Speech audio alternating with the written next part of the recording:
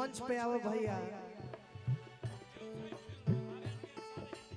अच्छा देव साई फिल्म आर्यन के जितना हिट गाना बा भैया के चैनल से बा, तो हमनियों के कुछ सलील गावे वाला गायक पर ध्यान दी है। सौरभ जी के खुलल तो कदीर हो,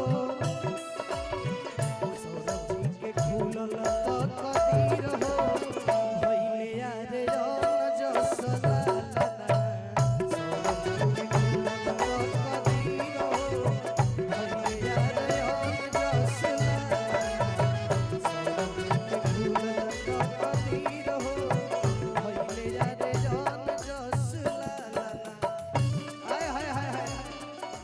कोनो जरूरत नहीं ख्याल तारा कह दो।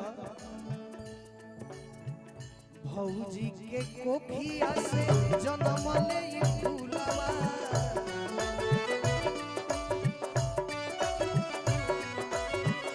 भौजी के कोखिया से जन्म ले फूलवा।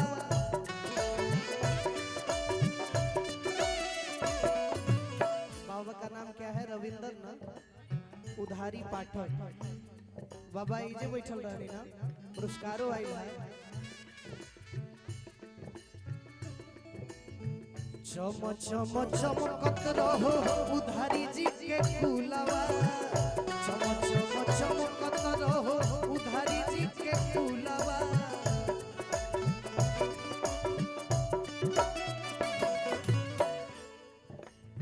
छोटू राजा अरे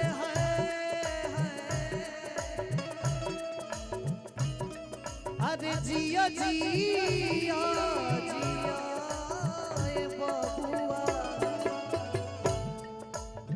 सोहर गावे आइले छोटू राजा, जुटल बा जुटान रे संगतिया।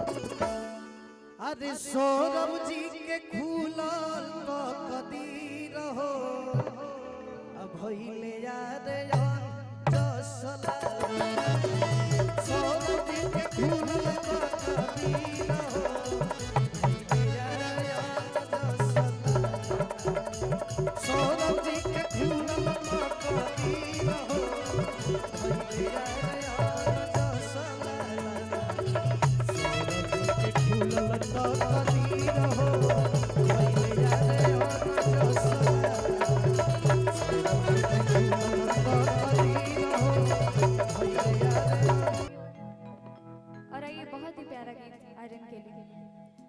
नजरियो ना लागे, नजरियो ना लागे, मोरे बबुआ के नजरियो ना लागे, मोरे आर्यन के नजरियो ना लागे।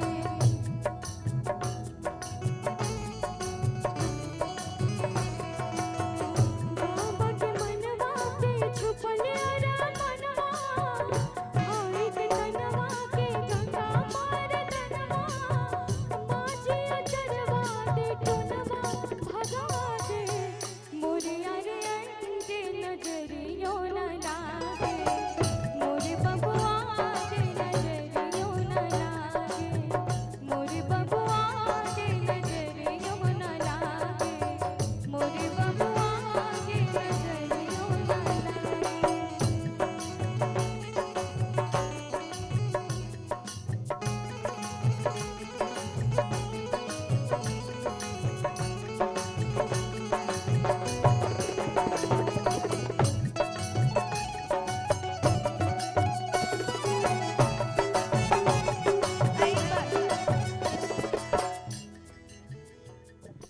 जन्मे है कृष्ण कन्हैया गोकुल में बाजे बढ़ैया,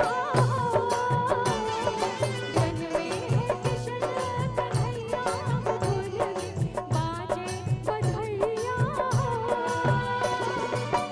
बाजे बढ़ैया हो जन्मे रे बबुआ, बाजे बढ़ैया हो जन्मे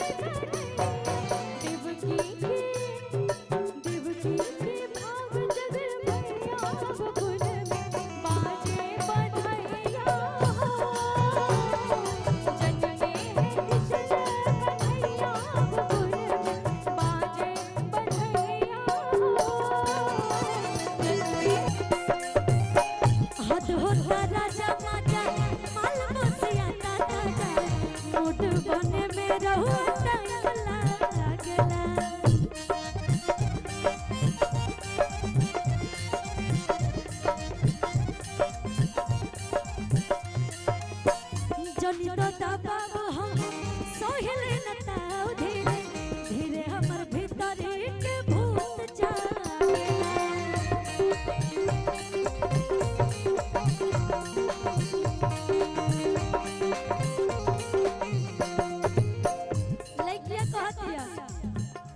कि बानी हम राजे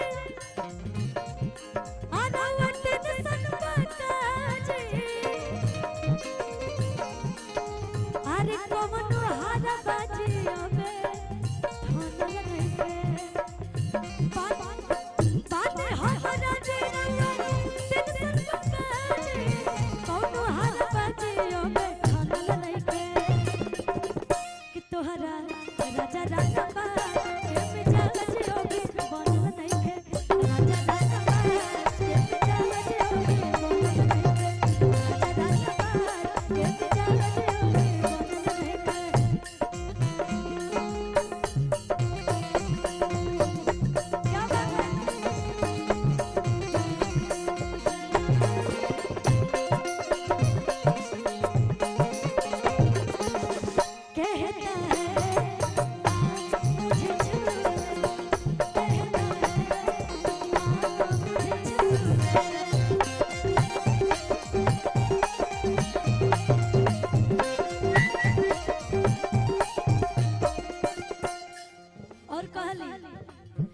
मुँह कहे फेरा तानी आँखिया करे रातानी इन्हें हम पानी पानी भइली राजा जी।